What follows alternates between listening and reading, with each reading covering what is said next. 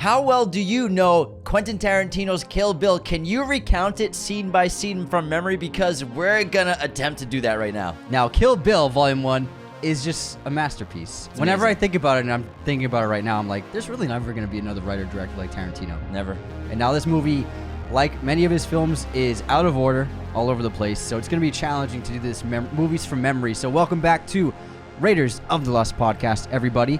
This is another episode of Movies from Memory where we try to recount a movie scene by scene without having watched it recently and without looking into it. Yeah, and Kill Bill's iconic. It's one of our all-time favorites. Personally, it's like my top 15 favorite movies of all time, Volume 1 specifically. It's in my top 3 Tarantino. And I really adore it. IMDb, it's an 8.2. Rotten Tomatoes, it's an 85%. Critic score, 81%. Audience score came out in 2003. And Beatrix Kiddo, the bride, is one of our favorite characters in the history of cinema in general. We love the character, and Tarantino's a legend. And Kill Bill was such a great film for him to come off of his hits in the 90s, you know. He comes off of Reservoir Dogs, Pulp Fiction, and Jackie Brown, which people at the time, Jackie Brown was kind of a misstep for some people, but I still think it's a great movie. Coming off Pulp Fiction, but then turn of the century with Kill Bill Volume 1, then 2, he just punched everybody in the face cinematically. He struck them with a sword. He seriously did. This was Tarantino really doing a movie, making a movie about everything he loved about film. That's kung fu movies, that's samurai movies, that's Ennio Morricone scores, all of these things that he loves, and he just put it into a movie. He had never done that before. This time, he has a huge budget, and he basically had the free reign to do anything with this film. And because it's actually one film, technically, it was released into 2 films, as we all know, but it's technically all one film. He likes to look at it as the whole bloody affair is what you call this. I want to watch it all in like without stopping. We've done a double feature before for sure. Yeah, we have, because we did an episode on both of them in one episode. But I remember thinking Beatrix and Kill Bill were like the coolest things as a kid. I think they still are the coolest things. I mean, we grew up like, we were 12 when this came out, 13, something like that, and it was like the coolest movie I'd ever seen. Beatrix has always been an all-time favorite character of mine, like top 10, top 5. I love her. Uma Thurman's incredible as the bride, and just this memorable figure from the history of movies in general, action movies, revenge sagas. It's top tier, as well as you can tell Tarantino's just having so much goddamn fun when he made this movie. Just the magic surrealism blended in with great filmmaking like we know him to have, as well as incredible dialogue, insanely memorable characters. I mean, some of the most memorable characters in his entire career just come from this one movie. Yeah, and then obviously collaborating with Robert Richardson, his guy, his DP, cinematographer. And this is really the first movie where you get to hear Ennio Morricone soundtrack scores in one of his movies. That's true. It's the first time he ever did it was with this film. Good point. And then now you think about it, and Ennio Morricone is synonymous with the Tarantino movie now. Absolutely. And the thing I love about Kill Bill 1 and 2 is there's such a blend of genres. We have revenge, obviously. We have action. We have samurai. We also have Western infused in there. I mean, the second film is basically a Western. Half of it takes place in the desert. And it's just a lot of fun the way he infused, like you said, his favorite types of movies into one movie. And just doing fun things as well as split screens and some little digital sequences on top of the screen as well. Guess where he got split screen from? He got it from Soderbergh? No, he was making movies before Soderbergh. Well, I know he was, but I'm just saying. My guy, man. It's my guy. Who's my guy? Brian De Palma. Yeah. The way Anthony says my guy, you know he's talking about Brian De Palma. So De Palma made split screens a thing in the 80s, and then Tarantino, he's one of his favorite directors, so then he started using split screens because De Palma used them so well. What's an early movie De Palma was using split screens in? He does it in Scarface. He did it in Sisters. Mm-hmm. He did it in Dress to Kill. Oh, yeah, I remember. I just watched that one recently. He's done it in all of his films pretty much. He did it in Blowout. So he was like always using split screen all the time. And then Tarantino's like, I want to do that too. So the hospital scene, we'll get to it. The split screen of that, it's very reminiscent of a scene from Sisters. Yeah, and we're going to do our best to piece this together. Like Anthony said, this movie is out of chronological order. It's a nonlinear story. We've done it. Batman Begins, we did pretty well with nonlinear story structure. However, that's just the first act. But when you think about Kill Bill, there aren't a ton of scenes, I feel like. Just long sequences. That's any Tarantino movie, yeah. So I think we should be able to piece it all together. But I think the first act is the hardest part of putting together Kill Bill. Yeah, because I mean, the last hour is basically It's linear in one location. To an extent. It's in one area. Yeah, just fighting O-Ren Ishii. Yeah, but we got to get the specifics of that right. But we got to open this up. This movie opens with a credit roll, like a title credit roll, like he. And And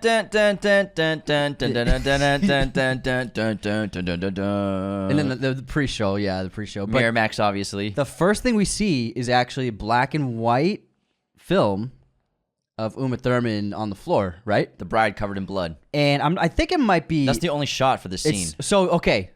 So it's the overhead of her on the floor, Yeah. bloodied, and then we She's hear her begging talking for to her Bill. life, yeah. And then he basically- doesn't say anything, does he? No, he says stuff. Yeah. He's talking to her. He says, I can't remember what he says, but she's talking. She's basically begging for her life, and I can't She's remember. like, "Don't do this." We haven't seen this in a while, FYI, so I can't remember the exact dialogue, but he says, but right before he's going to kill her, we don't see anything except for this shot. Yes. She says, Bill, it's your your- bum. And we heard the cocking of the gun, so we could tell there was a gun about to be fired on her. Yeah, but we can also hear the footsteps of him walking closer to her, but I can't remember the dialogue exactly. I believe Tarantino even keeps the shot where we see blood splatter. Yeah, well, it shoots from her head. Yeah, exactly. Blood so splatter it's from her very head. graphic. Yeah. But he was able to get away with it because it's black and white. Insanely bold first shot. Like, what an opening.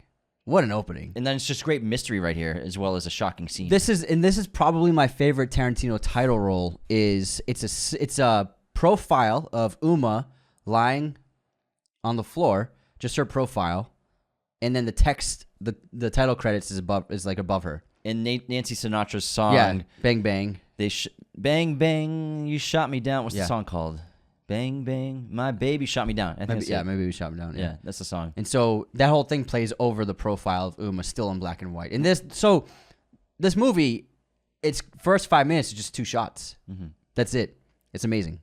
And it's insanely enticing, but also a great song to open up his movie with some great title as well, some great credits. And I believe this is the first collaboration with Robert Richardson. It's possible 'Cause because I don't Richardson think was- did yeah. he do Jackie Brown? I don't think so. I think that he was mainly working with Scorsese and a couple other directors in the 90s. And then I think this was the first collaboration with Robert Richardson and Tarantino. I'm pretty sure. Well, either way, it looks terrific. Because you can tell stylistically he's on another level from the other three movies. True, it is pretty similar to an extent to Jackie Brown in a lot of ways, I would say. But obviously he has his style that you can pull from But all there's his something movies. this movie had that he never was really doing before, is that it's incredible colors. Yeah, the yellows Production and reds. design, costuming. Like, he was having so much fun with his team on this one. Got to a huge really budget. Yeah, so the other films, his first three films, I think those three all have the same look. Yeah. And then Kill Bill was him evolving as a filmmaker. It was his longest period of time between movies, And for so sure. right off the bat, we get black and white footage. And then just speaking about the coloring, the lighting, production design, costuming, there's a lot more color to it. Now, the next scene it's Vernita Green. Yes. So we're going out of order. I believe, so she pulls up into the neighborhood. It's like it's number 5 on I our think list? No, it's chapter 3, I think, because what happens is she pulls up. I think it's Pasadena, too. I think it's Pasadena. It's Pasadena. Yeah, she's which in the we're- pussy we're- wagon. we're- Pussy she's already wagon. in the pussy wagon, Yeah. yeah, the yellow truck. And I believe she parks and She just parks in front of a suburban house. Does she look at the notebook yet, or is it Yes. after? So I believe. No, she doesn't. She does it after. But So- she's in. We get a shot of her inside the car. I think so, yeah. And then she goes up to the doorknob and she presses the doorbell. And this button always makes me cringe because Uma Thurman's double jointed in her finger. In her it's double hinge, yeah. In her index Double finger, joint, and it yeah. always bends. Yeah. Her finger bends She's got like one of inwards. those. It always makes me cringe a little bit because I'm not double jointed anywhere. It looks crazy, and it just makes a V. I've never seen anyone with the index finger double jointed, but there's always that kid at school. There's like that one kid who was a double jointed thumb, and they just play it like a joystick. Like on an N64 Like, look at my controller. double joint. That's his claim to fame. That's such a thing. There's every school has that kid. And then he worked at a gas station. That's it. That was his peak. 3rd grade, he was double jointed. That's what he was known for. Just kidding. Not everyone who's double jointed works at a gas station. But It's a requirement. we have a great shocking opening where Vernita Green opens the door and Beatrix is there and they get into an insane fight. We get the first. It's a super fast zoom in on her eyes. Yeah. On Beatrix. Do we have the red? Yes, this is the first time we see it. Yeah. Then they're in the living room. I didn't realize we were doing sound effects this episode. We do usually sometimes. With fighting. And they are tearing this apart. This place is getting thrashed. This is unbelievable fight choreography, by the way. Yeah, absolutely. This flies under the radar when people talk about action and fight Some of choreography. the best I've seen. This is better than anything I've seen all year. It's incredible, paired with the perfect, precise cinematography and the amazing over-the-top sound design. And the fun hits So something like Born Identity came out around this time, and the sound effects in that of punches are so bad. Comical. Very When you watch bad. them now, yeah. The sound design's awful. They improved it with the other films. But this time, when you have this tone, when you pair it with this music, and you do that fun red flashing zoom in, it's setting you up for like this funny sound effects work. In It's all Born, he's tone. fighting the guy in the apartment. It's like it doesn't work. It doesn't work at all. But this is a great fight. Also a great back and forth where they both get control. Both ladies are insanely skilled fighters, clearly, and it turns into a knife fight. So someone gets thrown into the shelf, but then I think Beatrix gets thrown into through the glass coffee table, shatters it, and she's like, "Fuck, that hurt." And while she's trying to recover from that, Vernita goes into the kitchen, I believe, to grab a knife. Yeah, but Beatrix has her knife in her holster on her leg. Her knife. What would you call it? A knife holster or a gun knife holster? holster. I guess that's Holster's the a word. holster. Or no, a sheath. No, a sheath is with a sword. Or It's a holster. No, but sheaths are with blades. It's a holster. Hold on, A baton holster. It's a holster. knife holster. A mace holster is a holster. Knife holster. Okay, yeah, it's a genuine holster. leather. No, sleeve. Knife sleeve. That's what they're called. Hold on.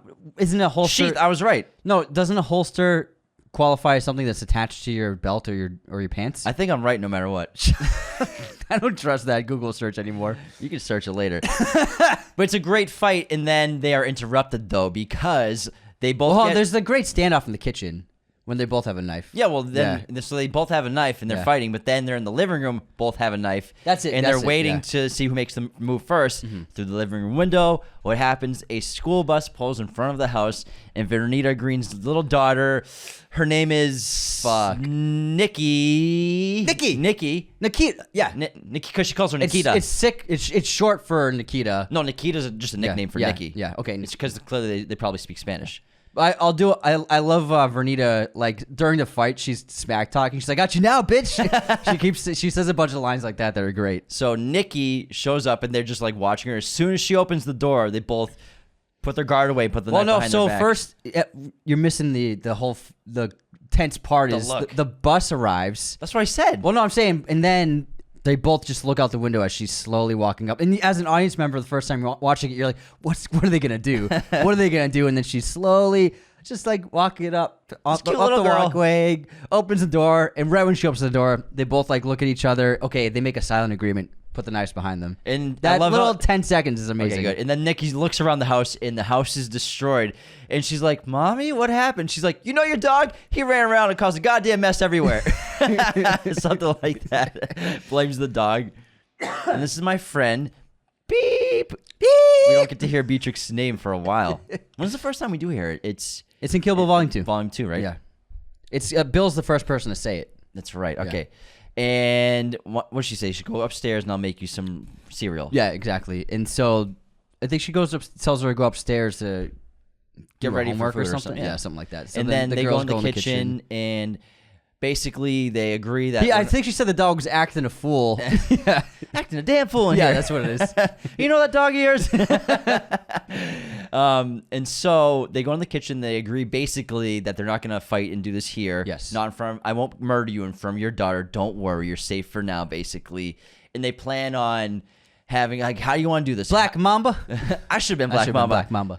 That depends. How do you want to die? They're trying to figure out how to kill each other, even though Vernita Green does, she basically says, "I know if I apologize, it doesn't mean anything, but I am sorry for what I did." She tries to get out of it with words. Yeah. And she says something about getting even. And Beatrix goes, "Oh, if you want to get even, you want to get square, what would happen is I would have to kill you, go upstairs, kill your daughter, and wait for your loving husband, the doctor, to come home and kill him too. Yes. And then we'd be even. Then we'd be just about square." Reference to Pulp Fiction. It's a And then reference. they're trying to decide what to do, and Vernita suggests there's a park in the neighborhood, and they have them so they can dress up in black at night and have themselves a good night fight. Knife fight. Night fight. Knife fight. I think she says night fight. She definitely says knife fight. I don't know. I think it's a night fight. It's a knife fight. I think it's a night. It's knife fight. Night. Well, okay, we have to settle this. No, no cheating. No, we're not cheating. I'm just looking up dialogue. All right. Hold on, All right, Vernita Google it. Green. We have ourselves a knife fight. Hold on, let me double check. I'm just gonna see what Google says. Blah, blah, blah, blah, blah. We have us a knife fight. Knife? A knife fight. Oh, damn. That was night. Because they're fighting at night. Because she says, we meet there around 2:30 in the morning, dressed in all in black, your hair in a black stocking. We have us a knife fight. Okay. We won't be bothered. Thank you for the correction. Night fight? Where'd you get that from? It's movies from memory, man. You never me a know break. it gets silly in here. You never know what's going to happen in movies from memory. I got one letter off. It's a big change.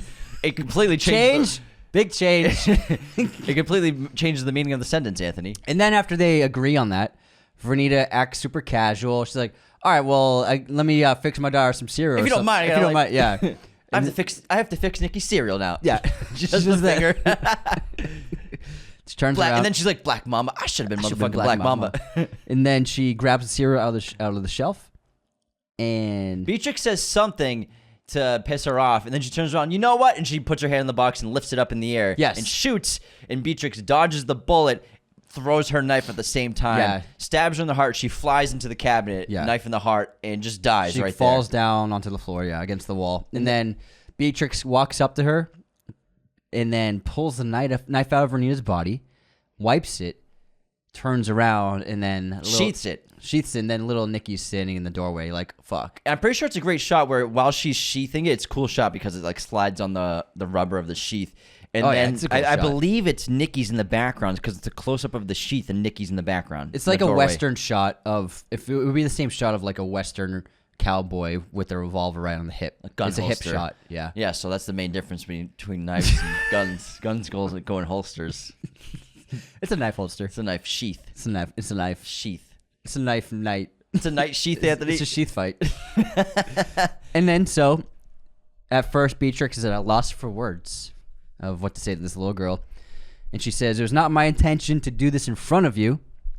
Blah, blah, blah, blah, something. When you grow up, if you still feel sour about it, you can look me up, but you can try. I'll be waiting. I'll be waiting for you. Yeah. She says if you still feel sour about it, I think is what she says. Something like that. Yeah. And then obviously a lot of people, they thought Kill Bill Volume 3 would be his last movie, and they thought that the adult Nikki getting revenge on Beatrix would be the storyline, the plot line. Which I don't want to see it there. It could have been interesting, but I don't want a third Kill Bill. I think it ended perfectly. It did really end perfectly. And plus, where's she going to train? Pai Mei's dead and Bill's dead. Like, who can train her to be Vernita Green's daughter? Yeah. She can find a master somewhere. I guess so. They're not the only great martial artists on the planet. You're right, man. That's a good point. Yeah, man, come on. There's not just two. But I'd rather Tarantino do a different movie. It's Tarantino. Yeah, I mean, absolutely. Yeah. I don't want to Kill Bill Volume 3. I think it'd be interesting, but I don't want it. Yeah. I mean, in a perfect world, if he didn't stop making movies, sure. Yeah. But if he's just going to make one more, I don't want it to be a Kill Bill, even though Kill Bill is one of my favorite movies of all time. But so, she kills Vernita Green, leaves the house. Then she goes in the pussy wagon, in the truck, pulls out the notebook. And the interesting thing about the notebook is there's already Ishii the top of the list. Yeah. It's already been crossed off, right? Yes. And then I believe Vernita Green's second. Could be second, yeah. Because then it goes, I think the order is, it's already Ishii, crossed out already. Vernita Green was written down, crossed out. And then third is L Driver. No, third's Bud. Then 4 is L Driver, and then 5 is Bill. I believe that's the order of the notebook. But we only see, I don't think we see the full list yet. Not until she writes it on the airplane later. I think we see the full list. We just don't understand the names yet. And we don't understand how one's been crossed out yet. Yeah. Because this is obviously chronologically later on. So, okay, she crosses out Vernita Green's name. Yes. And this is a fun next shot because it cuts to... What is next? It cuts to black, and then it cuts to the sheriff's... Oh! The sheriff and his son Yeah. deputy... The deputy driving to the It's crime just the scene. sheriff. No, his son's in there. No, his son's already at the crime You're scene. right. You're right. His son's at the crime scene. But I love the shot because it's 4 pairs of sunglasses on the dashboard. That's the shot the whole time, and he pulls up to the chapel, the church. This actor also plays Esteban in part 2. Esteban. And then he pulls up to the church. There's a crime scene. There's a bunch of cop cars there, and then he gets out. And then he meets his son, who's a deputy in the town, and they talk about the crime scene. He's like, "What do we got here?" or something like that. And obviously, The sheriff picks up some of the cartridges from bullets and realizes that this was a professional hit. Yeah, he asked like how many people are in there, and the son's like, "There's like a dead, 3 people dead." No, it's way Oh more. no, yeah, it's a bunch of people dead. It's everyone's dead. The whole Yeah. wedding party's 12 dead. people, yeah. Even the pianist, who's played by Samuel Jackson in part 2, he's dead. The preacher's dead. They killed Spoilers. everybody. I thought you were serious for a second. And then so basically, then he finds the bride, who's obviously the center of the massacre. The belle of the ball. The belle of the ball. I say that quote a lot. Anthony didn't realize it was from The Office until he looked it up, or he saw it yesterday. The belle of the Prison ball. Mike, man. What was the worst thing about prison? The Dementors. The Dementors. Nothing but gruel for days. I kidnapped the daughter of the president of the United States, and I never got caught. But he went to prison anyways. So the sheriff goes up to the bride who's on the floor, and everybody thinks she's dead.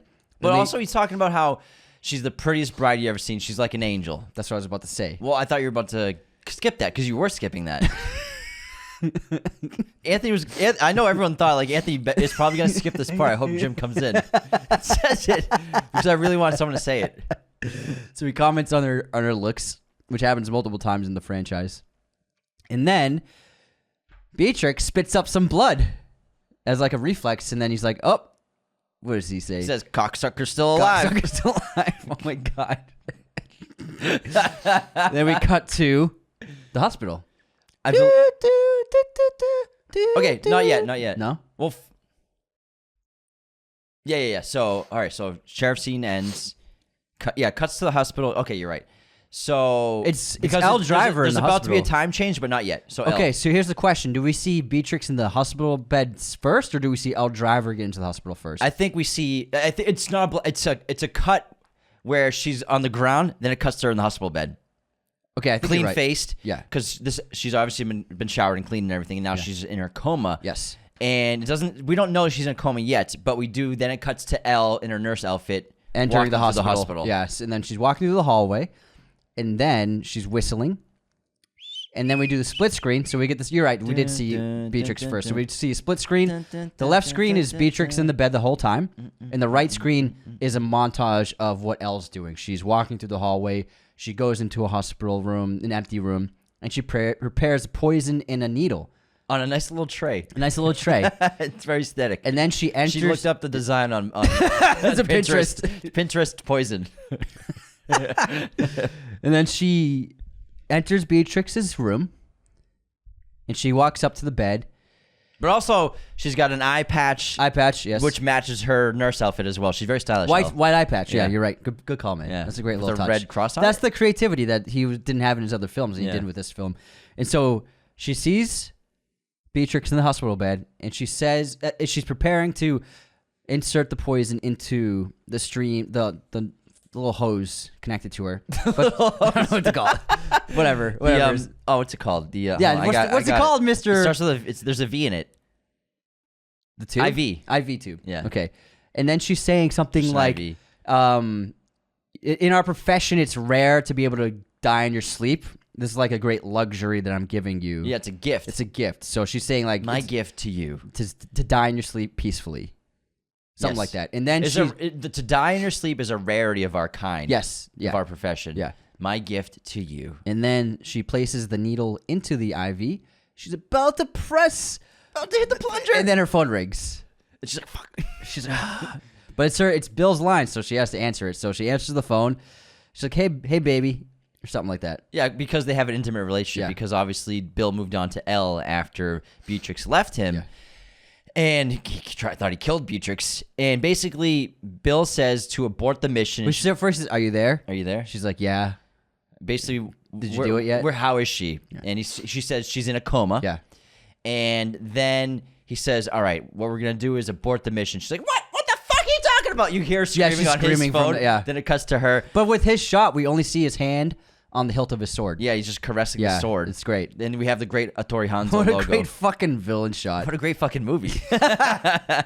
And so Elle's pissed off that they're aborting the mission because Bill probably got cold feet of what he wanted to happen here. And Elle, have we talked about before whether he gave this as a mission to Elle or whether Elle was acting of her own accord?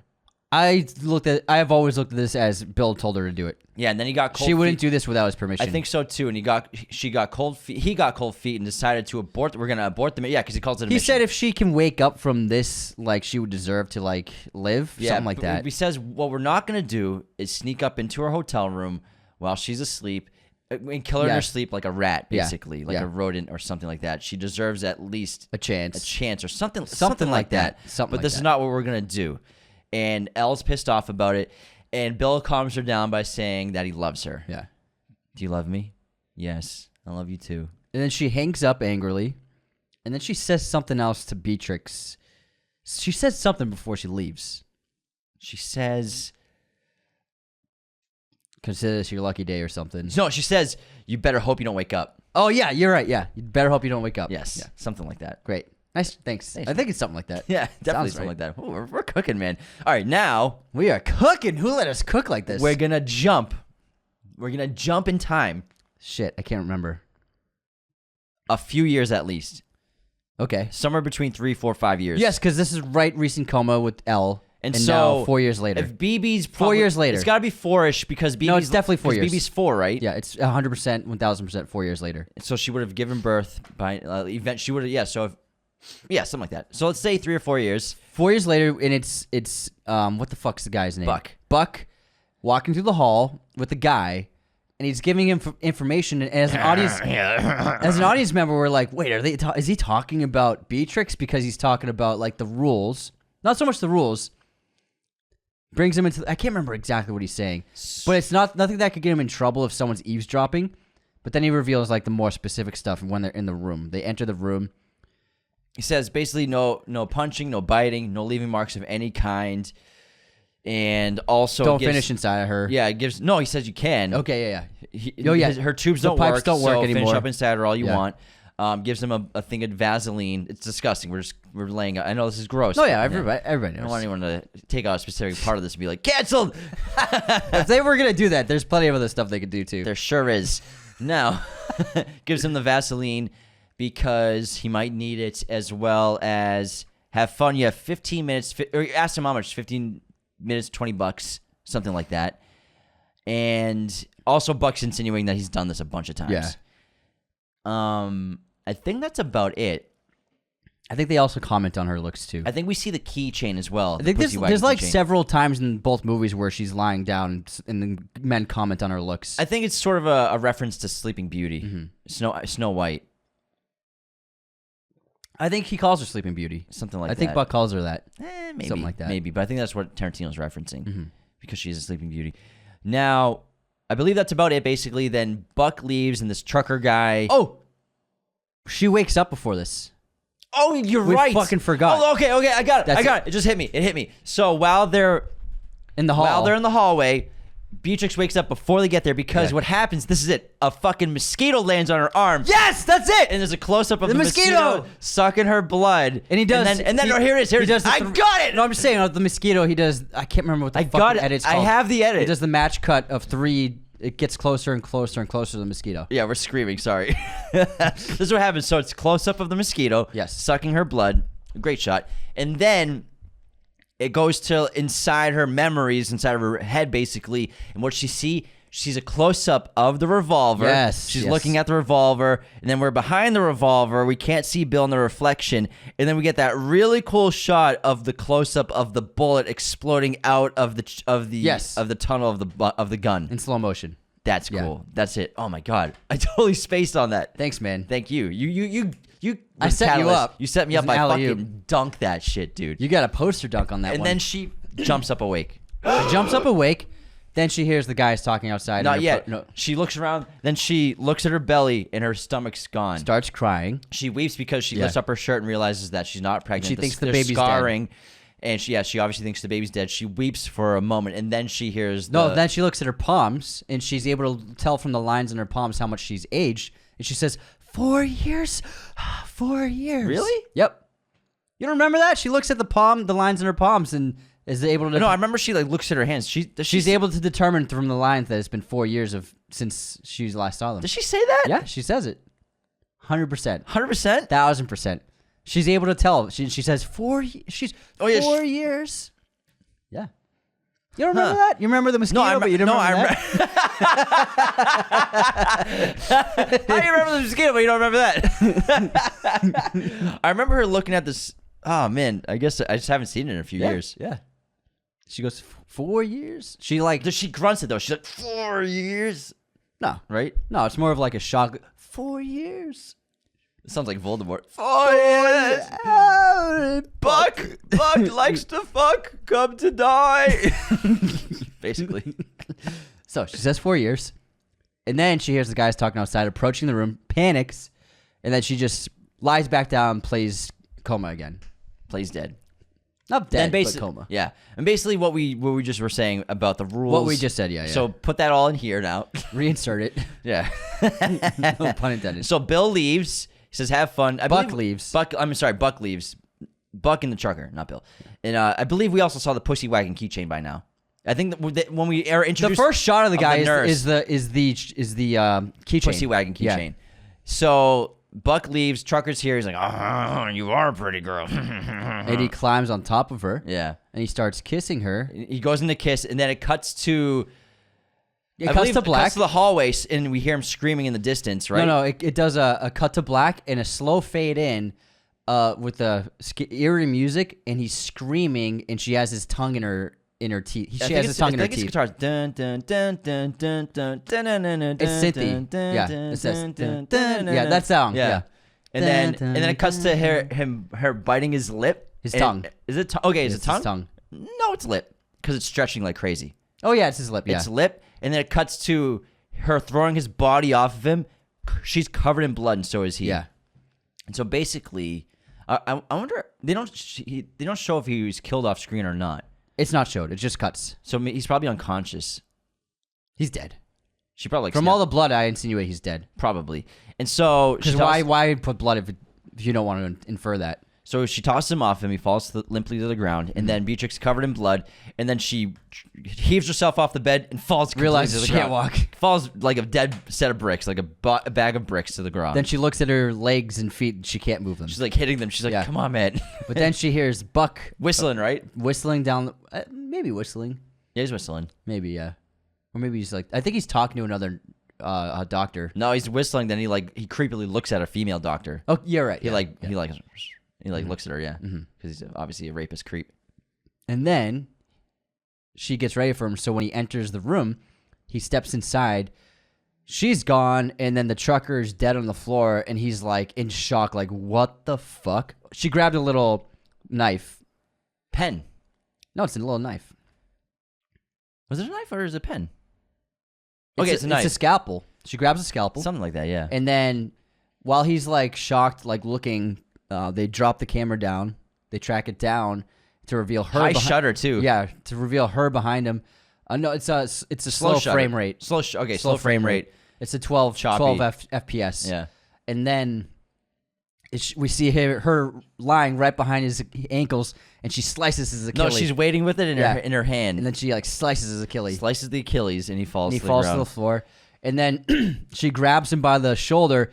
Throws his head, places his head in the doorway, and just smashes the door into it. Where's Bill? What? Where's Bill? Asks him multiple times, and he's like getting his head beat in, obviously.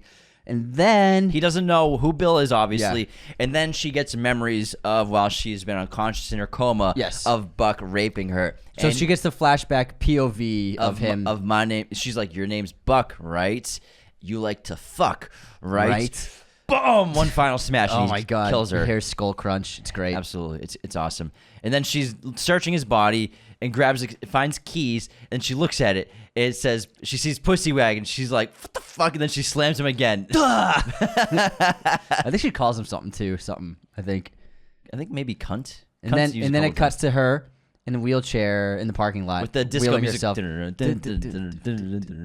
She's looking. Can't find the car anywhere.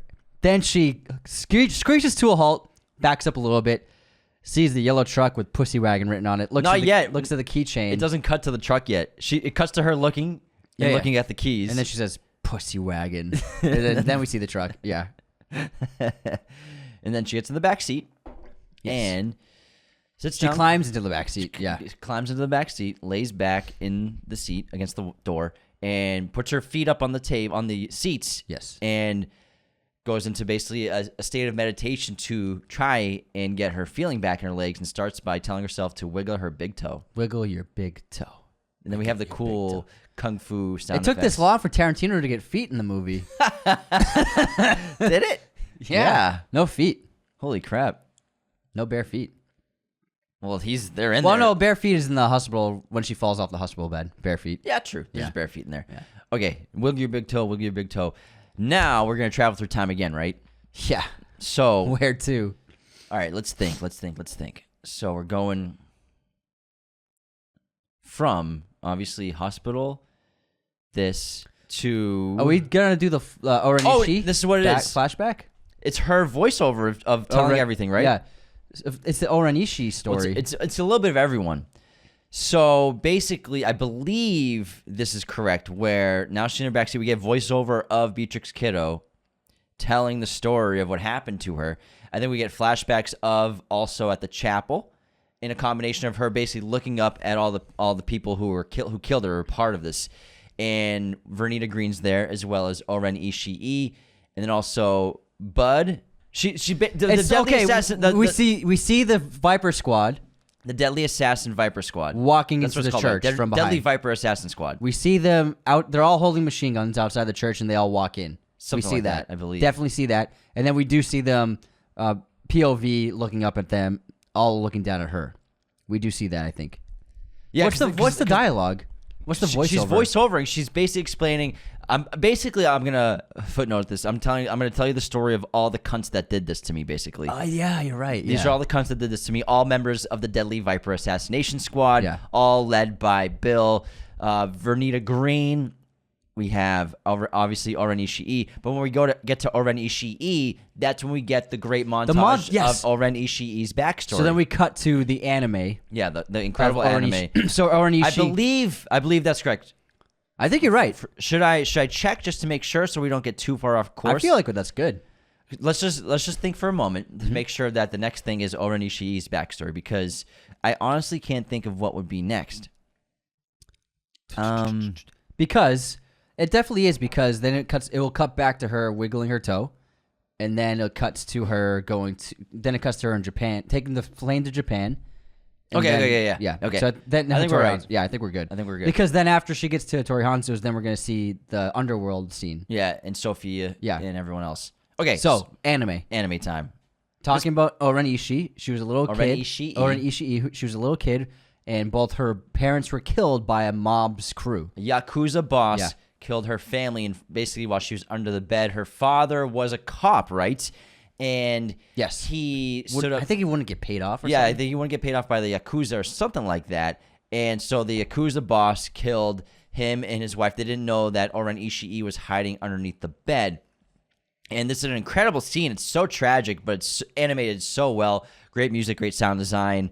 And they I killed... believe it's the music from Once Upon a Time in the West. It's possible. I'm not Yes, sure. with the harmonica. Can't back that up.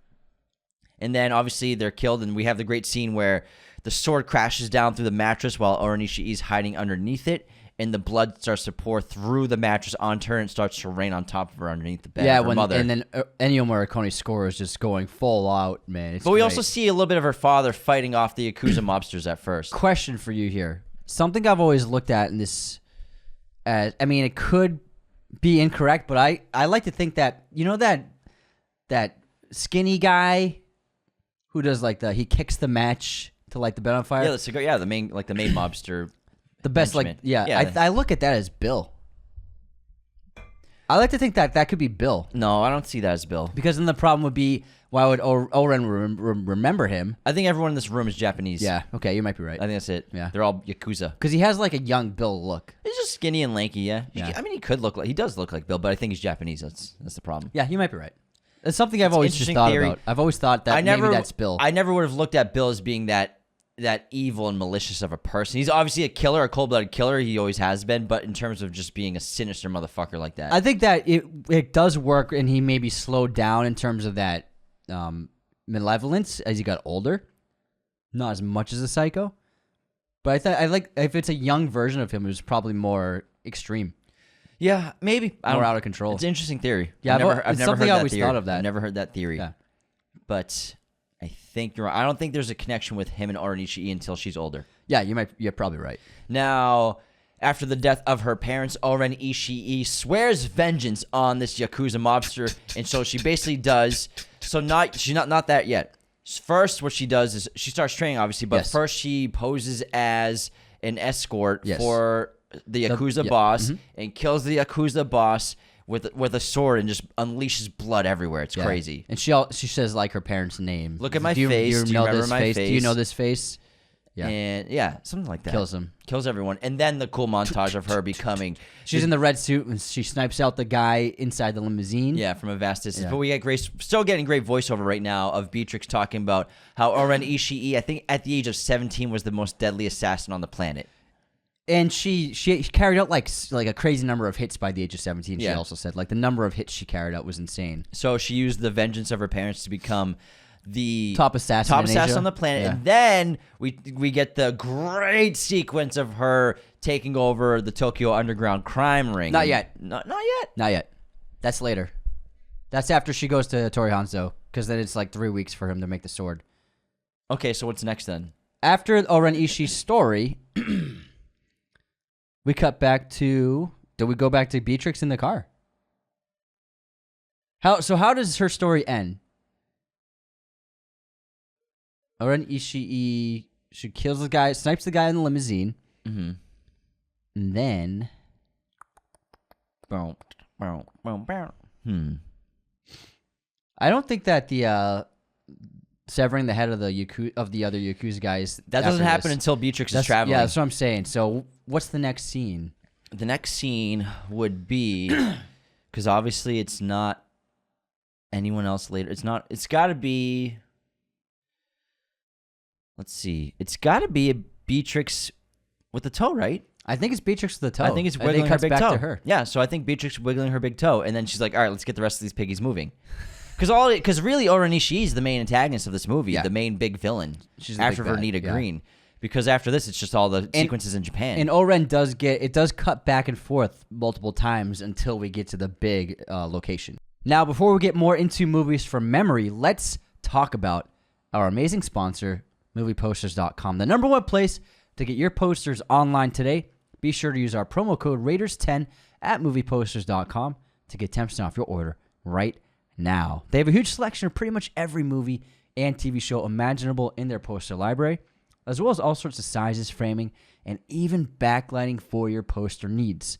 So be sure to use MoviePosters.com with our promo code Raiders10 to get 10% off your order right now. Okay, so Beatrix wiggles her big toe. Now, then we get the pussy wagon driving off. And then Japan, the plane. So we're going to Okinawa. So she's on the plane with the sword. Samurai sword. One ticket to Okinawa. One ticket to Okinawa, please. Does she go see Tori Hanzo first before we get the sequence of O-Ren Ishii at the council? So, I believe we'll go into more detail. I believe it goes plane, Tori Hanzo. One ticket to Okinawa, please. Wait. One ticket to Okinawa, one way. Yes. And then, okay. Hold on. You got this. Because it's plane. It goes plane, motorcycle, right?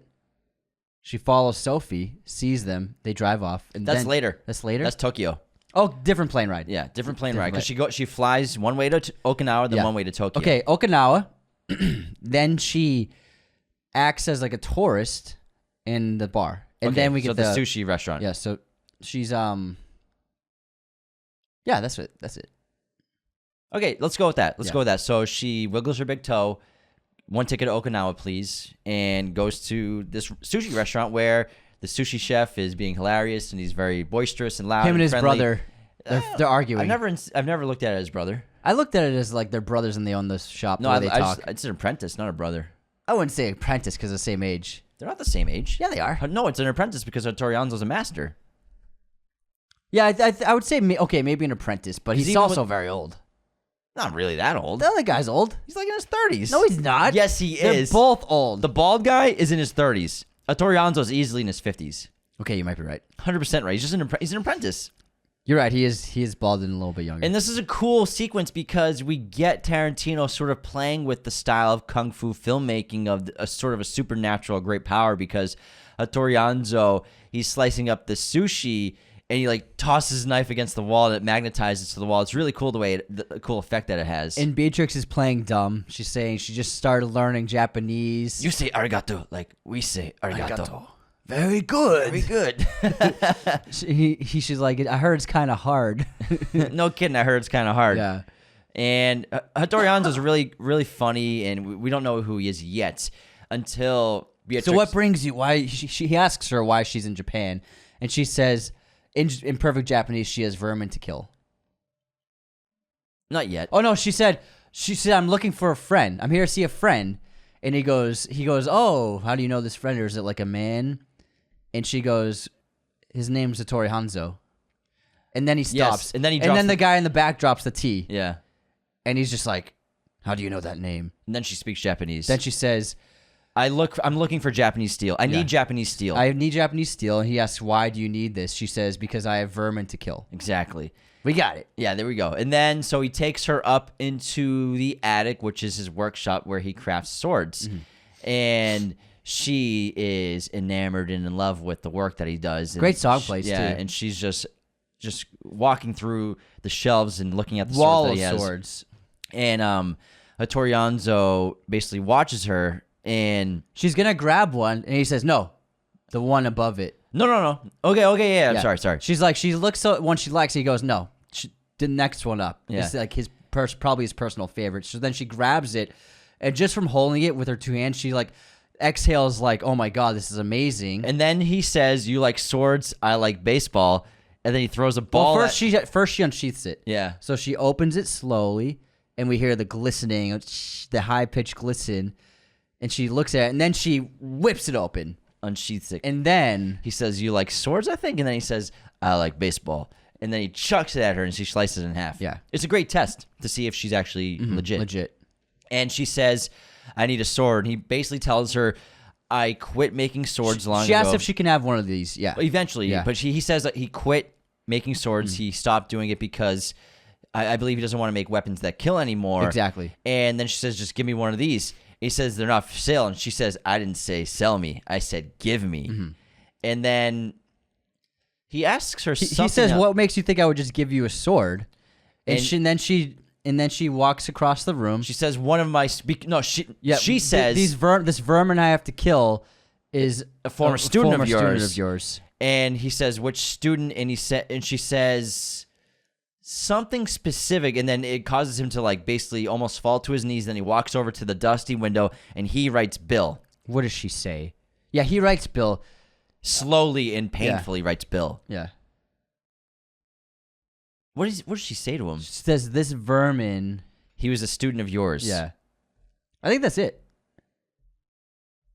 I don't think she says anything else. I can't remember what it is. Then he writes Bill, and then he says, with a moment of contemplation, then he eventually says, I'll need a month to make the sword. You can stay here and train. Yeah. You can stay here, and I suggest you train. Yeah. And then she goes over and she wipes out Bill off the window. After he goes down the steps, yeah. Now we go to O-Ren Ishii in the underworld. I think we got it. I think we're good. Yeah. I think we're good. So now we're in the council. Everybody's celebrating. And we get voiceover again of Beatrix Kiddo talking about how a half Japanese, half Chinese American has been now named the leader of Japanese mob world. And this is like the Yakuza Underworld Council. Basically. The leaders of all the Japanese families and all the crime families. They're all celebrating, except for one of them who's got a sour look on his face at the end of the table. And then he slams his hand on the ball. What are we celebrating? And basically they're all like, what's with this disrespect? Our sister is our new leader. This is a time of celebration. And then O-Ren Ishii. What are we celebrating? Yeah. I love O-Ren Ishii so much. And she basically says, no, let him voice his opinion. If he has something to say, let him say it. Yeah. And then he basically says, we've tainted our world basically by letting this half Japanese, half Chinese American be in control of the leadership of our world. Yeah, I believe he calls her the C word too. Maybe, Possibly. I think he says something very insulting about half her. Japanese, half Chinese American cunt. I think that's what it is. Something like that. Either cunt Yankee? no, he says bitch or Yeah, I think he says something he super said derogatory. Something insanely derogatory. Yeah, very derogatory. And then it's super silent, and O-Ren stands up. She's very in control and precise. And she says, she's always open to discussion, and she doesn't want any of them to be afraid to voice. Not yet. Okay. Not yet. What she does next is she gets on the table, walks over, and slices his head off. Runs across the table, slices the head off. Slices his head off, and then Blood sprays everywhere. Exactly. And everyone's freaking out. Yeah. And then she sheaths her sword. We get a great shot of Sophie smiling. Yeah. And then O-Ren Ishii puts her sword away and calmly says, in English, because she doesn't want. She says she's going to say this in English because to stress her point. Something Show like how that. serious. Show how serious she is. Show how serious is because that's also her heritage as well as being Japanese and Chinese, being from America. And she says, as your leader, I implore you and I want you to voice opinions if you think there's a different course of action that might benefit us better. I'm always open to anything you have to say, and I don't want you to be afraid to vocalize your opinion about anything except for one subject. The subject of my Chinese American heritage is the only subject that's basically taboo. If you bring that up, the price is I collect your fucking head. I take your fucking head. She holds it up. Already, she's such a badass. great. I fucking love it. I love this movie. It's great. So awesome. I collect your fucking head. The price of which is All right. We got that. Yeah. Cool. See, that wasn't earlier. This is the spot. For yes, it. yes, This yes. is right. All right, so now I believe we have. It's been a month, right?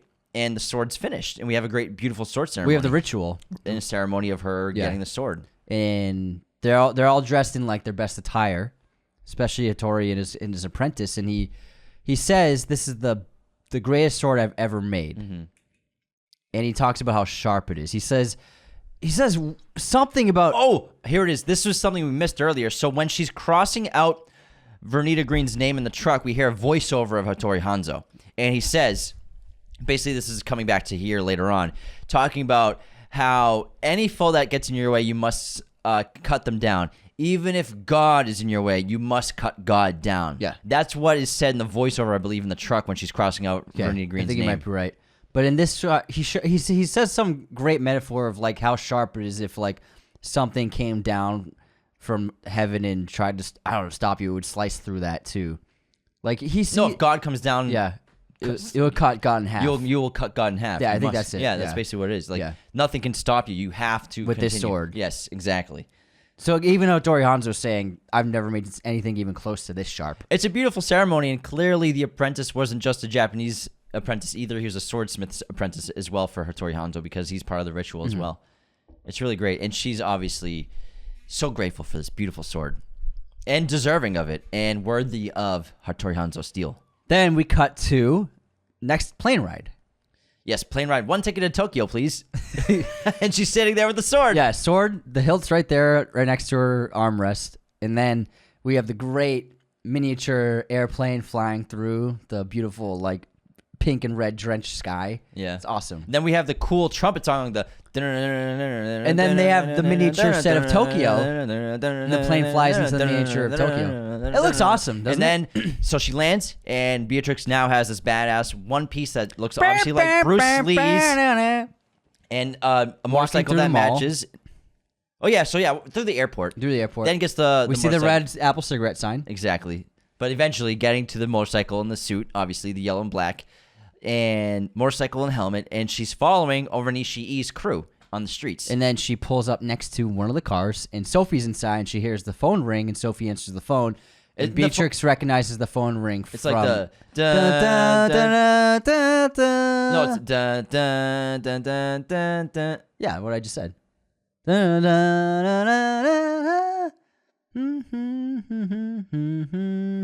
something like that. That's that song. Yeah. But it's just that we only hear like the first several notes. That's Though. that's definitely the song. And then follows them, and they're going out to a restaurant club. Yeah. So that's it. It's like a hotel club, yeah. restaurant. Yeah. It's like a house of blues. Yeah. It's a Japanese house of blues. Yeah. Something like that. Something like It's that. a blues. It's like a music venue restaurant. And O-Ren Ishii. Oh, we forgot about Go-Go. Where does she talk about Go-Go? She talks about Go-Go. When she's talking about O-Ren Ishii and Crazy 88s. Well, we're getting voiceover here, I believe, from Beatrix as well, where she's following the gang. They're in the restaurant, and we're obviously, I think we're getting voiceover because this is when we see Go-Go for the first time, is walking down the hall. Her personal bodyguard. Yeah. Her personal bodyguard. That's what it is. And then something like that. So O-Ren and her top dogs are walking down the posse. hall. And then Beatrix talks about Go-Go. Go-Go Yubari, and we have the great flashback of Go-Go, how crazy she is, where she's only a teenager, and she's also insane, and she's at a bar drinking with some guy, getting drunk, and she asks the guy, do you want to fuck me? And he's like, and she's like, do you want to fuck me? Yes. And then stabs him in the stomach and releases his organs. Disembowels him. Yeah, basically right there at the table. Covers herself in blood, too. It's crazy. And also we learn about John... The other main henchman with the John mask. something. The guy with the main guy with the mask. He's got the Kato mask. The Kato... I think his name's John. That's he's when he's fighting. When he's fighting, he's like From just listening, it sounded like a duck. No, it sounds like the Kato guy. And then we learn about Sophie Fatale as well. Yes. Who is O-Ren's best friend and a lawyer? No? Something. I think maybe a lawyer. I think she's just like her right-hand person. Either a lawyer or an accountant, something like that. Yeah. But it's also she's also our best friend. They're besties. They're besties. And so now we're inside this club and we get the yoo-hoo, yoo-hoo. And then the manager, the two managers, the husband and wife, they're so nervous about the crew being there. Charlie Brown. You look like Charlie Brown. They're just fucking with them, and they're like terrified that they'll kill them if something's wrong. This song was all over commercials too because of Kill Bill. It was very popular. The band's called the 5-6-7-8, I believe. Yes, that's correct. And then they're walking up into the private room. And so O-Ren Ishii and her crew are given the private room. And Beatrix is following them, right? Beatrix is she's not already there. But Tarantino's, she's at the bar. Yes. So okay, one take. Ready? Follows them up into this the is private some of room. the best filmmaking Tarantino's ever done too, because the set is huge. Yeah. So follows them up into the private room, and then they settle in with the managers talking to them about the place, and then Tarantino brings the camera down to the bar where Beatrix is sitting, and she's been watching them the whole time. Then Beatrix follows Sophie. No, Beatrix goes into the bathroom to change, and we get the overheads of the entire location. Oh yeah, and the silhouette of Beatrix in the Beatrix goes in the bathroom to change into her yellow suit, and then she hears the phone ring again, and Sophie's in the bathroom too. Dun, dun, dun, dun, dun, dun, dun, dun. And we get the red and white, the red flashing.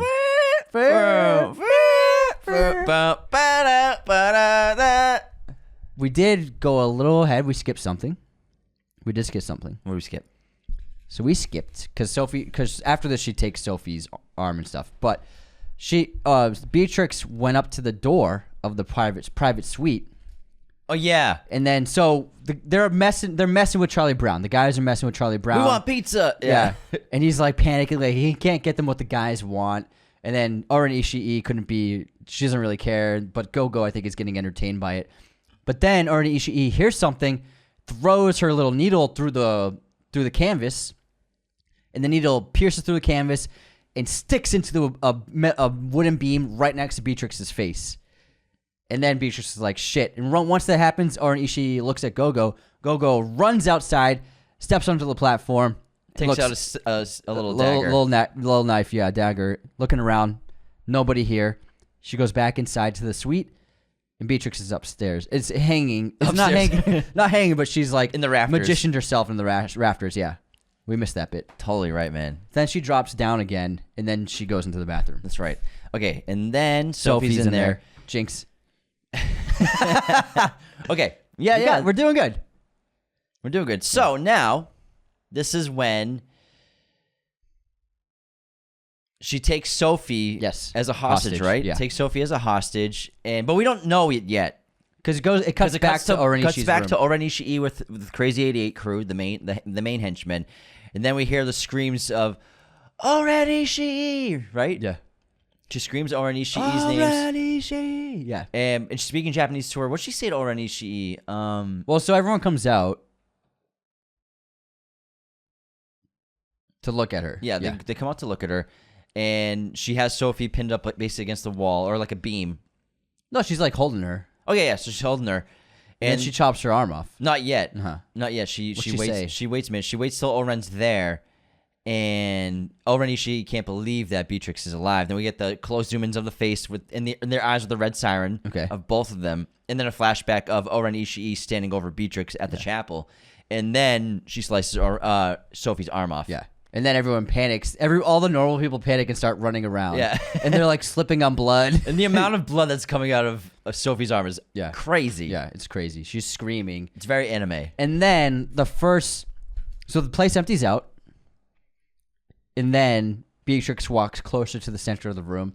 And then O-Ren has two of like her first grunts go downstairs to battle Beatrix. And she easily, three of them, I believe. And she easily outduels them. Kills them, no problem. Yeah, takes on 2 people, then takes on 4 people, I think. And then takes on Joe by herself, right? John? I think it's the Kato John. guy? Hold on. I think it's John. I can IMDb. You have IMDb up? Yeah, hold on. Yeah, let's just get his name right. Johnny Mo. Johnny Mo. So she sends 2 people. She takes them out easily. I love when she lifts one of them up with the sword inside their stomach and tosses them into that little pond. And then takes on 4 people, including Johnny. Knocks him out. And then we have the yeah. It's a great fight because it's the 4 of them and like running up the railings and everything like that. And then knocks Johnny out. But kills the other 3. Kills everyone else. And then she sends Go-Go. Yes, the Go-Go fight. Yeah, so then she sends... And Go-Go's... Beatrix took them out, but she got hit a few times. You know, she's tired. And then Go-Go walks down the steps. And then Beatrix is like, you don't have to do this. Go-Go, right? Yeah, Go-Go, right. You don't have to do this. I know you want to protect your master, but you can just leave. She's like trying to reason with her. And then Go-Go... Is that how you beg? So then she drops the ball and chain, and Beatrix does like that reaction. I think she says maybe try harder or something like that. And then she presses a button and a set of blades emits from the edge of encircling the entire ball. Yeah, this is a great fight, and Go-Go's obviously highly skilled in swinging that fucking ball around like crazy, and swings at Beatrix a couple times. Beatrix dodges it, but she has her sword up for defense, and it almost hits her, and then she's moving to jumping on top of the tables. With the cool sound effects. Yeah. I don't know how to do What was that? That was more like a cat looking at a acting squirrel. Anthony's acting like he's a human soundboard, but he's not good at soundboard effects. Definitely not. Okay, and then they're fighting on the table. Beatrix gets hit in the chest, and she falls into another table, and we have the funny sound effect of a strike of pins. Bowling pins, yeah. Of bowling pins getting knocked down. And then... Beatrix got hit in the back and gets hit in the head once. She gets hit in the chest, but I think hit in the head by a piece of wood or something like that. But then she's like, Go-Go has the edge. Yeah, Go-Go's pushes her against got her the on beam the run. and then throws the ball around the beam and starts to choke It Beatrix wraps around her and then sticks into the back of the pillar. One time, no, the bowling thing is when Beatrix hits the ball like a baseball bat and it hits Go-Go. Go-Go gets hit by the ball, and she falls and tumbles into the tables with the bowling ball sound effect. Yeah, right. That's what it is. But then Beatrix is getting choked by Go-Go with the chain. There is a cool slow motion shot of the ball with the blades. Yes, definitely. There's a cool slow motion one. Good trailer shot, too. Yeah. And then choking Beatrix as she gets closer and closer, pulling more on the chain, but then... Taking more slack, yeah. Beatrix really quickly thinks on her feet, hits up a piece of wood that has nails on it, stabs Go-Go in the toes, right, in the foot. Yes, and then she screams. And then lets go of the chain, then Beatrix stabs her in the head with the nails. And they put the camera on the wood, so you swing with the wood. That's the shot. There's the metal beam. The camera's attached to the metal beam in the nails, and they just drive right into the head. And then Go-Go cries blood and dies. And then falls. Great shot. Yeah. Now, Beatrix walks over to... All fucked up by now. Yeah. Covered in blood, Yeah. O-Ren Ishii. And O-Ren Ishii takes out a knife, a dagger, unsheathes it, and then suddenly we hear the sounds of a ton of motorcycles surrounding this club and restaurant. And then Beatrix says, "Is that what I think it is?" And O-Ren Ishii says, You didn't think it was going to be that easy, did you? You know, for a second there, I did. Yeah, I did. And then, silly rabbit, tricks are for kids. We nailed that dialogue. And so many motorcycles pull into this. We just hear the sound of so many of them. And then the crazy 88. Who knows if there are actually 88 of them? It seems like it. Maybe like 50. It's really 88. It's just a name. It's just a name they give themselves. I think it sounds cool. That's because That's what Bill said. Bud asks him, "Is there really 88 of them?" That's just what they're called. They think it sounds cool, but it seems like 88 of them. And they all storm in. They storm in with swords. Yeah, and they surround her and circle her. And surround Beatrix, and it's the craziest fight. It's like a 15-minute fight, all out battle. Yeah, we can just go step by step. Yeah, no, I'm just saying overall. So they all pull out their swords, and O-Ren says, "Kill the bitch," I believe. Something like that. I believe so. And then, they all... She has her sword out, and she's like looking around, waiting for the first person to strike. Someone also has a ball and chain too, and that's going with the rhythm. It's and then I think a couple people attack her, and she takes them out easily, and that makes everyone else a little bit cautious as they approach her. And then it's like multiple people charge at her. She uses one of them as a body, as a shield. What's great is it starts before they attack. We have the building of music with tension, like the chain and everything. We have some guitar riffs. And then when they start to attack, there's no music. And after about a minute or so, then it turns to black and white. It gets pretty serious. So, but first there's breakdancing. So she does the breakdance fighting. No, it's black and white first. No, she does that before it goes to black and white. Dun, dun, dun, dun, dun, Yeah, dun, that's dun. in color. Okay, yeah, for sure. Yeah, so she does the dancing, she's breakdance fighting, she's cutting off ankles, she's slicing faces, she's maiming people. Zoe Bell is awesome in the scene. She's Yeah. the stunt double. She's amazing. She's absolutely amazing. She does like a backflip. She does all sorts of shit. And then she's starting to get pinned down, and she's got a guy as a shield. Yeah, yeah. And she's like keeping people at bay. Everybody's very scared to even approach She's her. got a sword through him and using him as a shield. Yeah, as a shield. And they're all like running here. Boom. Down. And then she's looking around. Yeah, exactly. Boom. She's kind of at a loss of what to do. Then someone approaches her. She snatches their eye. Yes. Cuts to black. Yes. Once she takes that eye, and then for the rest of the fight, and for now it's black and white. It's excellent, and it eventually switches. But also, do we have the cool punk rock song now? This happens with black and white. Okay, the punk rock, black and white song. That rhythm. It's like a lot of fun. She's just slicing everybody up. Yeah. And then I believe it cuts back to color. Is it inside the room upstairs, or is it when she's running up the stairs? She runs up the railing. So she kills a bunch of people. She runs up the railing, and then she goes into that room, and we get that techno music. Like space. She's backing up, and there's people approaching through the doorway, and then a couple of guys cut through the canvas and come into the room. You hear the moaning. Oh yeah, she blinks. And then she's surrounded. Close up on her, she blinks, and it goes to blue. I mean to color. And then we see that the background is actually this cool blue, and then everyone's silhouetted. And then it's But also before that, when does she fight Johnny next on the railing? Is it after this? She knocked out Johnny before this. Yes. Because she runs up the railing and fights Johnny on the railing because she jumps up the rafters a couple times, runs up the railings, fights Johnny, and then it's your moment. That's it. And then she jumps down with the rope and she slingshots it back and hits him in the head.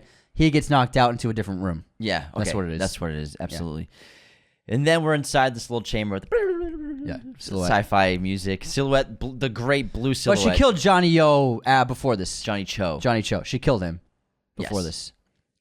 And he fell into the water. Oh yeah, and the blood was coming out of his mouth. Or is it after this? I believe it's before this because no, because it's after this. He's still unconscious. After so she spanks the kid, he's out there. Blue room, silhouettes, jumping around. She takes out like 4 of them. Then again, she takes out the rest, and there's one little one left. She's about to attack him, then the lights turn on. No, the lady turns the lights on. Yeah, sorry, Johnny's gone. Yeah, the lady turns the lights on, and she stops the blade right at a little kid's neck. He's shaking. And then she's like, "What?" And then she chops his sword up, turns him around, and spanks him. This is what happens when you hang out with the Yakuza. Go home to your mother. And then she walks into She goes outside into the main area, stands on the railing, and basically addresses. No. I think this is when Johnny surprises her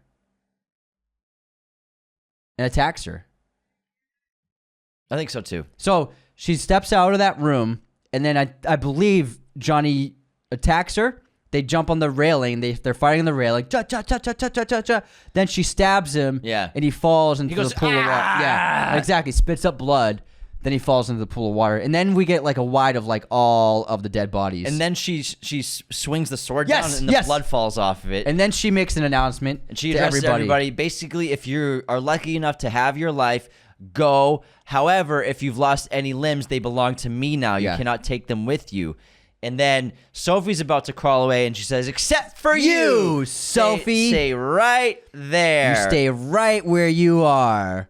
And then she goes to the final battle. So she walks through one of the other rooms, This is my favorite scene. bloodied, torn to pieces, and then she opens the door, and then we have the beautiful nighttime exterior with the snow. In the backyard of this area. She in sees snow. O-Ren just waiting. It's such a peaceful scene, and it's beautiful. This is my second favorite movie scene of all time. Nice. I love it. And it's incredible sound design. It's very quiet. And So she approaches O-Ren, who's waiting for her. What do they say? O-Ren basically says, "I hope you've saved your strength Yeah. because you're You'll going to need need it." it. And also, I think that's it. And this is this the Caucasian girl likes No. to play with samurai swords line yet? Or is No, that- that's when she's on the ground hurt, Yes. when she thinks she has the upper hand on Beatrix. And O-Ren's insanely confident here. Insanely confident. It's her biggest weakness. And so they line up basically. They line up. And also, it takes a moment for the fight to begin because Beatrix is basically limping in there. It's snowing. It's beautiful. But also, there's that little water fountain. Water Yeah. fountain that bubbles water. It fills up, then falls down. It's really great sound. It's really interesting. It's like a little metronome, almost. Kind of. It's really nice. And then they line up across from each other. And I believe, yeah, they don't really say much, right? Right, not right here. I don't think so. Because O-Ren's not someone who would apologize. Yeah. You know, she's not going No, she apologizes later. Yeah. About the, After she earns about it. the comment. She doesn't apologize for Yeah, almost yeah, killing yeah. her. You know, that's the thing with the O-Ren. Yeah. So they have their first... Well, first, it goes close up on O-Ren on her feet, and then she steps out of her shoes, and then we get the Yeah, the clapping. Yes. Yes. and Such then a the great Spanish song. guitar. I love this song. It's really And good. this is a different kind of fight. Like this, they're highly trained, and every strike matters. This is more of a samurai fight. Everything else has been like a combination of samurai and kung fu. Don't Let Me Be Misunderstood. That's the name of the song. Yeah. This is very reminiscent of old Japanese samurai films. Yeah, it really is. It's patient. It's sort of more of a chess game. It's like moves. Yeah, exactly. It's like it's Rounds. Yeah, rounds exactly. Basically just try to get an upper hand each time. The And first strike that lands is O-Ren gets Beatrix. I love how long it takes. And the thing with it, and so O-Ren slowly unsheaths her sword, and it's an awesome shot. And Yeah. then they go and fight. And first, while they're sparring and with their swords, Beatrix slices her sheath in half, her sword cover in half. Yeah. And then O-Ren gets her with a cut. yeah, and then the second strike is But then, but Beatrix falls to her knee, and then they pause for a moment, and the water bubbler thing comes up again, and then this is this no, where no, she that's said- after the Okay. back. So then they go again, and Beatrix gets a strike on her. But No. no. Then they Not go yet. again, and she slices Beatrix's back. Yeah, a really and bad. then slice. Beatrix falls to her knees. and we think she's dead. And then this is where O-Ren says, "Silly Caucasian girl likes to play with samurai swords." You may not be a samurai, but at least you can die like one. Yeah. That's what she says. And then Beatrix stands up. She uses the sword Yeah. as like a lift to get herself up. And then this next attack, O-Ren misses her strike, and Beatrix counters and gets her. But first, Beatrix says, "Come at me with everything you Come have." at me with whatever you have. And then O-Ren misses. Beatrix turns, gets her, I think, her in the hip. And then O-Ren backs away, limping. And then we see blood drip down her foot. And she says, And she's really hurt. O-Ren's Yeah. really hurt. She And got her in a good spot. The look on her face is great. Lucy Liu's terrific in this scene, and she realizes that Beatrix actually means business, and she's highly skilled because she landed a blow on me, which probably hasn't happened to me in my entire life. And she says, "For insulting you earlier, I apologize." Oh, and this is when Beatrix says, "Come at me with everything Yes. you have." Yeah. Yeah. Does she say that? Apology accepted. Apology accepted. Yeah. Come at me with everything you have. Are you ready? Ready. And they go after each other, and then Beatrix. It's a couple of strikes each. And then Beatrix swings, and then we see O-Ren's eyes go wide, and then we see the top of her skull flying in the air. In slow motion, And yeah. fall to the snow. Yeah. It's great. And then we don't see the top of her head yet, because then O-Ren says, It's a tight close up. she goes, "That really was Hattori Hanzo." We forgot to mention that line. Where'd you get that sword? Oh, that's Earlier. right. It's a Hanzo sword. It's Hanzo's sword. Oh my god. They talk about it earlier. You lie. And then she twists the blade and she reveals the logo. Yeah. The Now brand. she believes her. Yeah. That really was a Hattori Hanzo. Katana. And then it cuts to behind her with a wider shot of the head, and we see her brain. And she falls to her knees. And then she dies. falls to her knees. Then we cut to the reverse close up of her face and brain, and then she falls. Yeah. And Beatrix is covered in blood. Yeah. Covered in blood and just walks away. Yeah, she just walks away. Yeah. It's really Limps badass. away, yeah. Oof, I fucking love that scene, man. All right, now we're pretty much done with the movie. We just gotta tighten it up with a bow at the end. Oh, yeah. So a lot of things happen here. I believe. So we have, let's see, a couple things we have to figure out. There's Bill's voice. We have Bud. We see a shot of Bud. We see a shot, obviously, of Beatrix in the trunk with Sophie. What's first? I believe Bud's next. It's the Bud in the desert. Yeah, I think it's Bud in the desert. I think you might be right. Yeah. We don't see Bill's face yet, but we hear his voice, and he's talking to Bud. And Bud's basically saying, he says that famous line, that woman deserves her revenge, and we deserve to die. Yeah. And we find out the conversation later on in part 2. And then it cuts to Sophie. Beatrix parks the car, opens the trunk. She's wearing her helmet, and we see Sophie, the main Sophie, in the trunk. And this cross cuts with Bill with Sophie in a chair. Yeah. And he's So like Sophie's- he's like caressing yeah. her face and everything. Yeah, she's been in a She's hospital. clearly survived. Yeah, and he asks what did she want, and it cuts back to Beatrix talking to Sophie in the trunk, and she says, "I want him. I want him to know that I want him to know. I want him to know that I know, or I want him to know what I'm coming for Bill or something. I'm gonna kill all of you. I want him to know. I want him to know this, and I want him to know that I want him to know. Yes. Yeah, that's what it is. I want him to know that I want him to know. Yeah. And You're only being left alive so you can send a message to him. exactly. That I'm gonna kill him.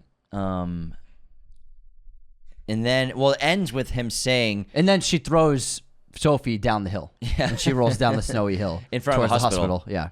and then it cuts to Sophie Back with to Sophie Bill, and Bill, yeah. And Bill's behind her. Obviously, his face is cut off, and he says, "Does she know that her daughter is still alive?" And then it cuts. Sophie hesitates and then cut to black. Yeah, I believe that's it. That's it. That's the end of the movie. No, Uh-huh. before the ending, Beatrix is on a plane back, and this is the shot. This is the great shot. This is the shot where she starts to make the list. So this is where Yes, yeah. she, for the first time, is writing out all 5 names with the red marker, and then it's the last shot. The last line on the notebook is Bill. So it's 1, 2, 3, 4, 5. It goes 1 with O-Ren Ishii, 2 Vernita Green, 3 Bud, 4 El Driver, and 5 Bill. Yes. And she writes Bill last really slowly, and that's when it dissolves to Bill and Sophie. Yeah, you're right. That's Good it. call. Good call. That's it. But yeah, it cuts to black off of Sophie. Fuck yeah, man. We did it. Wow. Wow. We did a good Did we job. miss anything? I think we got it all in. I think we fucking nailed it, man. Nailed it. I think we got Maybe it. a couple things out of order here and there, possibly, but I think we fucking. It can be a little tricky. It's a I little think tricky. we nailed it, man. Because I don't think there's anything else with Elle, right? No, nothing. Yeah, Elle's not. She has a in more significant role in the second one. Yeah, obviously. I don't She think- says the one scene in this one. Yeah. Just we got one. everything. Yeah. Yeah, we got it all. Wow. That's Nice. fun. Air 5. Air 5. Good job, man. Hey, We You just did a kept, great we just job. kept setting each other up for alley oops. you know what helps is when we don't do the intermission on these ones because then we can keep our train of thought. Yeah, and it's interesting because I haven't seen Kill Bill in a couple of years, probably. And We I watched it last year. Did we watch it last year? Discord. Oh, we did. Okay, so I did watch it last year, but still, it's been a while. Yeah, I haven't seen this in like 8 years. I never said that. I said a couple. That's times 4, man. You're just putting words in my mouth. Okay, I did put words in your mouth. I don't really appreciate it at all. But no, it's still a hard movie to get. Yeah, it's completely out of order. Chronologically, one of the last shots is chronologically like the first thing that happens really with the notebook. Like she doesn't write the names in the notebook, and it's the second shot of the movie. Yeah. Is her is like basically seeing that. You know what we should try next is Goodfellas. That would be fun. That would take a while. But it'll be worth it. I think we could do a pretty good job with Goodfellas. I think we could I've do seen it so many Goodfellas. times. Yeah. But I think we got everything in this one. I think we did too. I can't think of anything we missed. Yeah, me neither. Well, that wraps our episode on Kill Bill Volume 1, Movies from Memory. Whoa, it came out of nowhere. People listening are like, I'm deaf now. Thank you so much for tuning in to this episode of Raiders of the Lost Podcast. Make sure to become a patron today at patreon.com/Raiders of the Lost Podcast. Of course, leave those 5-star ratings and reviews on Spotify and Apple. And don't forget to share us with your family and friends. We're so happy to be with you in 2024. Big things are happening this year. We're so excited to be here with you. The fourth year of the show now. It's still kicking, man. It's pretty incredible stuff. So thank you so much for your support, everyone. See you next time. This episode was executive produced by our chosen one patrons, Cody Moen, Andrew Hagan, Becca Keene, Benjamin Cook, Calvin Murphy Griggs, Nicholas Martin, Darian Singleton, Tyler McFly, Andrew Hagan. Our chosen one patrons are our biggest supporters. Thank you so much. Raiders of the Lost Podcast is a mirror image production. Sound mixing done by Jacob Kossler. Opening music by Chase Jackson.